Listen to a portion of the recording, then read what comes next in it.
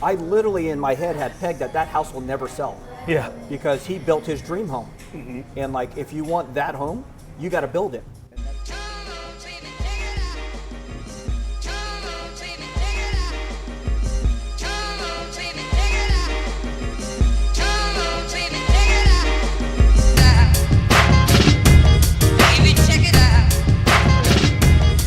I mean, like if you translate that into house buying, I mean, with all the shifts that we've had through COVID, people's emphasis is no longer on just having a house, but you got to have outdoor space. You got to have dedicated office space for multiple people to work from home at.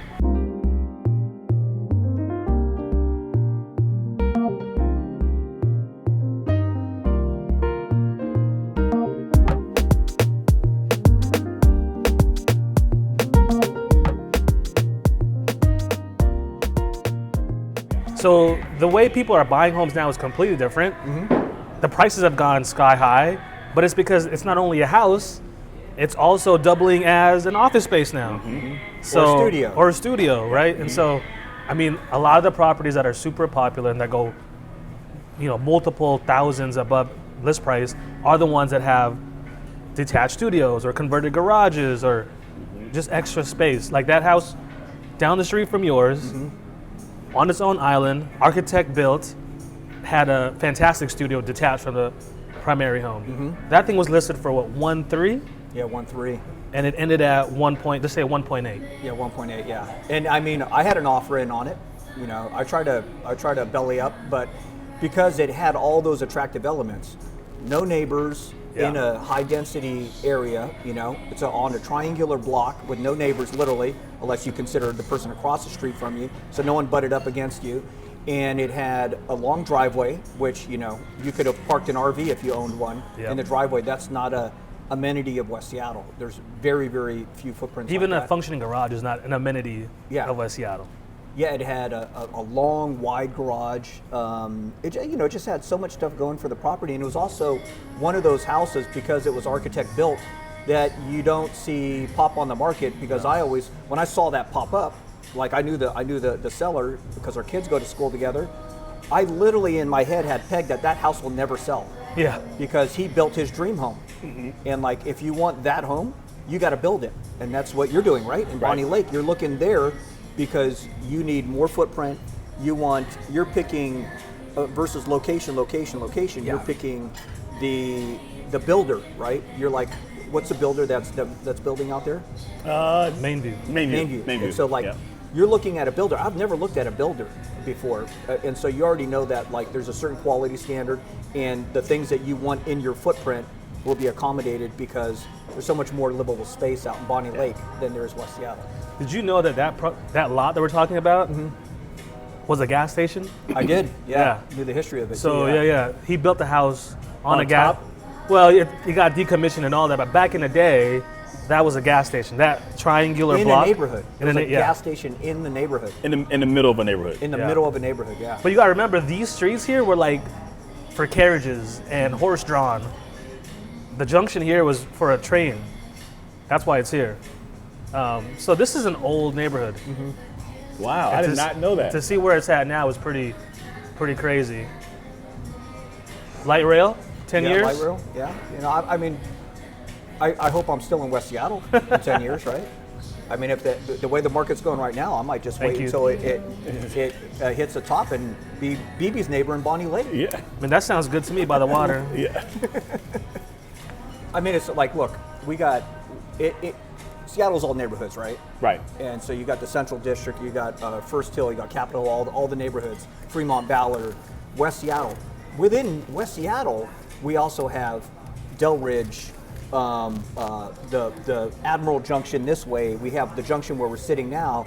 We have Morgan Junction just up the road. And so it's like, and then Alki, and Alki to me is like one of our big allures. Like when we really considered staying in West Seattle, we were like, we won't have to mess with school districts and private schools or anything for our kids because we've got Alki Elementary, we have Madison Middle School. And they're all good schools. Alki High School, yeah, it's like, let's invest in the schools and we don't have to go private. And this has just been like, I mean, half of the people that we now have in our network are parents and other people that we've met from our kids' school, which is so new to me, right? Most of my friends have been friends for decades. Yeah, I have a lot of people that I hang out with now because of my kids' school. Yeah. Which is cool. And how old are your kids? 7 and 11. Yeah. Yeah. I mean, my kids are 2 and 5, and I'm looking forward to hitting all the beaches. Lincoln Park's out here, barbecuing on the water. Lincoln Park, that's the Vashon Ferry. By the ferry, Yeah, right by the Fauntleroy ferry, Ferry. Fauntleroy. Yeah. So they've got an actual pool down there too, a saltwater pool. For real? For real. Baseball fields in the park, volleyballs in the park, shelters on the water to barbecue and relax and chill at. I mean, it's a lot of birthday parties down there. A lot, bro. Once your kids get into the school system here, it's just an easy place. Here we got Ercolini Park if you've got kids that are your age. I mean, people go there and literally leave their like expensive kids' toys and scooters and stuff for other kids to use. It's like one of the only parks I've ever seen in the whole Seattle area that's like that. You could go there and there's probably like Thousands. $2,000 worth of like kids' toys sitting in the park, in a public park, like 5 blocks from us, right? So a guy who lived in West Seattle deeded that property to the city of Seattle to become a park. So no one can I didn't know that history on it. no one can build a home on that. Wow. So they turned it into Ercolini Park, which is, I mean, It's dope. it's West Seattle. Yeah. You know what I mean? Like that laid back vibe because of the water, I think. Yeah. And then Speaking of the water, did you guys see that Il Nido got one of the top 10 restaurants in Seattle? Oh, nice. I didn't. I haven't been yet, but I heard I'm not a big pasta guy. I mean, we gotta go. I'm down. We gotta go next shoot. I mean, I'm about that Spuds life. Spuds over Sunfish. Yeah, Spuds Alright. over Sunday. Spuds is fire. Yeah. Spuds is fire. All right, I dig it. Well, man, I appreciate you be coming out and Yeah, man. shooting the shit with us and Yeah. chopping it up. It's been fun. I haven't seen you in a minute, even though we live a block away. We could throw rocks at each other. Like legit. Legit. Yeah, he's neighbors with my best friend growing up. So I mean, Trevor. West Seattle. And Trevor and Mina went to school together too. And we're next door neighbors. Yeah. And Sua lives right around the corner from us. Like For real? a block away, yeah. And his kids go to a different school because he's on that side of the street. Like the border got cut right there. Yeah, so my kids are in Alki Elementary. So when they go next year, they'll be there So Alki Elementary, that's the one on the by beach. Sang's old house. Yeah. Like, One block. oh, one block we used to away. play there all the time. I lived on 62nd. Yeah. Yeah, man, dude, I do miss that nightlife in Seattle though. Like I think about those times as probably the most fun I've had going out at night. Oh, You know, a lot of relationships were formed. A lot. Yeah. At the club. Lifetime friendships. Like- Yeah. Where'd you meet your wife? I met my wife at the War Room. And I met my wife at the Showbox. Yes. I mean, I met my wife in middle school, but I took her to the War Room, and she remembers that night vividly. I'll tell you a quick story about the night I met my wife, and you still owe me a T-shirt because of this night. It was right before the 2008 election, so it was 2007. That's actually when we first met. I was hosting. He was DJing, and Four Color Zach was DJing.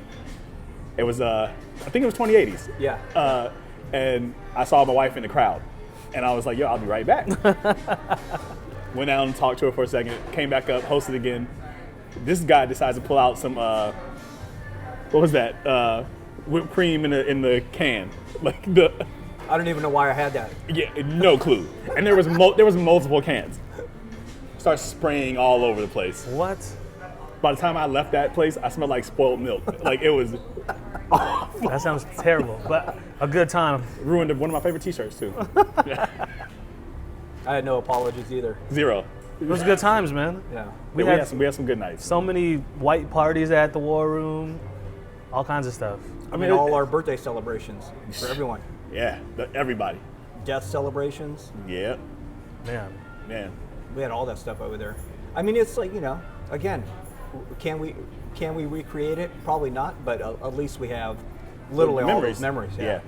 I mean, I danced with Gwen Stefani at Yos at Chop Suey. There you go. Like that's dope. literally, she was like, her bodyguard grabbed me. That's bananas. Right? So dope. That's.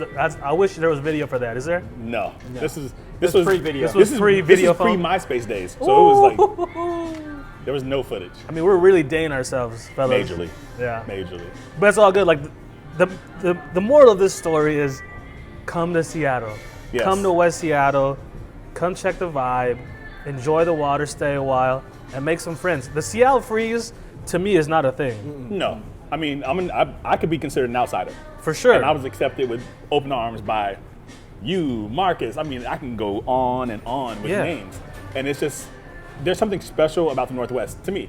And that's the reason I stayed here. There's so much to do.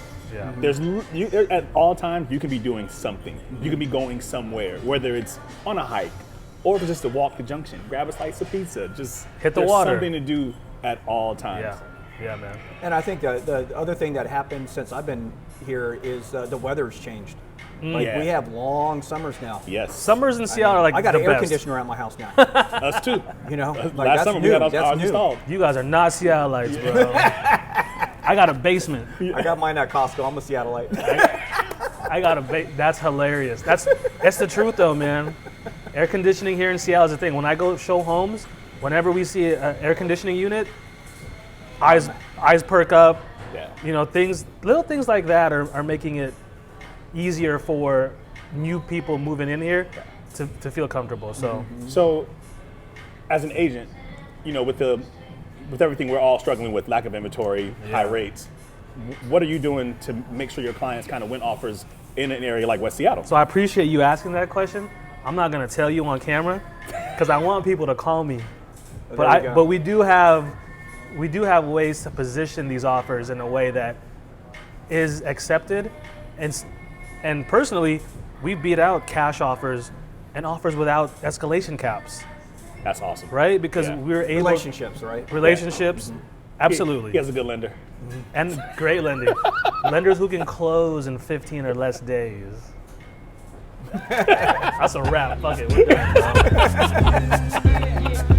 That's a wrap.